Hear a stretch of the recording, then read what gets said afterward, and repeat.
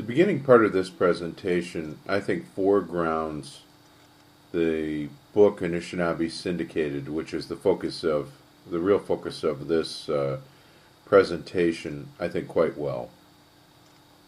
Essentially, at issue is really sort of the historical treatment of the Ojibwe and the importance of the treaties and the land, and just sort of how this is played out historically for these people in the state and in the nation.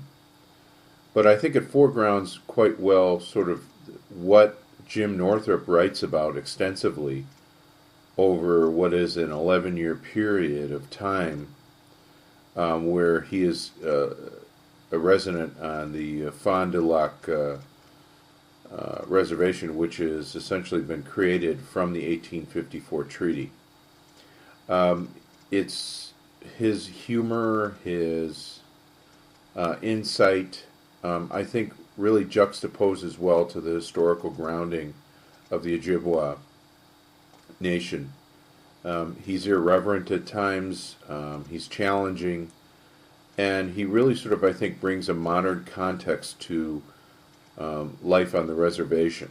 So really the end result over 100 plus years from the 1854 treaty, his book really zeroes in on one particular reservation, but it brings in the larger context of the challenges and the continued fight that the Ojibwe people, the Anishinaabe people, struggle with the U.S. government, and to his chagrin, also his own tribal judicial system and structure, which he comments throughout his book.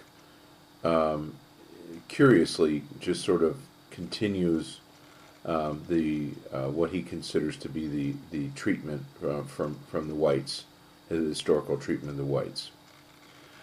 So the other part of this and why I chose this book, I think, is really also an element of serendipity. After visiting the museum, the Minnesota Museum of History, as part of my field experience, I went to see the Dakota War exhibit there, and it was and is it's attached or it's connected to the Civil War exhibit there for Minnesota. And so I was largely ignorant of the Dakota War. I remember reading somewhat about it, in history, but really just did not know sort of the circumstances. And so that was enlightening. And then, seeing just sort of the absence of the native, sort of historical native experience in the Civil War at that next exhibit was sort of interesting and challenging. The serendipity part, the luck, was just sort of coming down, and as I was browsing through the bookstore, I came across and read the jacket on this book, and was really drawn to it. I think in part because of seeing this whole, and I think context, and becoming immersed into the challenges, I think, of the Native American population. It just really sort of struck me, and so as I read the book and learned about the author, I just have been fascinated by that.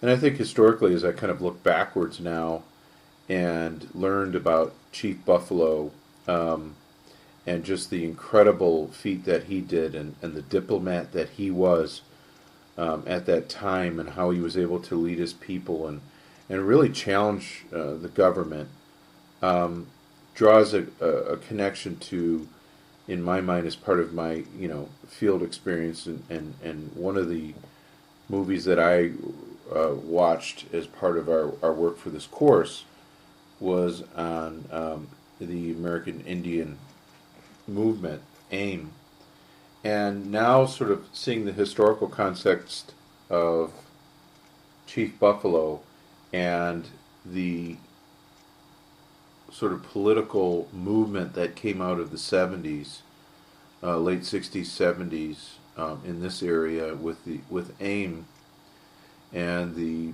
movement to Washington. It just really sets a whole completely different context for just sort of what this all must have meant for Native Americans.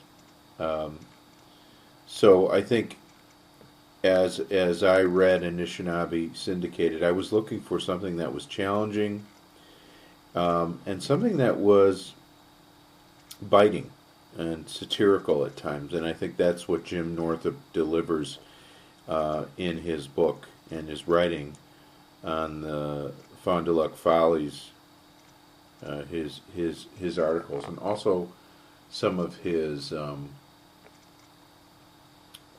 some of his poetry. I think is pretty poignant. So that's kind of how I arrived at the book, and I think hopefully by the end of this presentation you'll have a better appreciation for Jim Northup and sort of the just the experiences and the insight that he brings to that brief period of time on that one reservation that we now have hopefully some historical context on how it came into existence.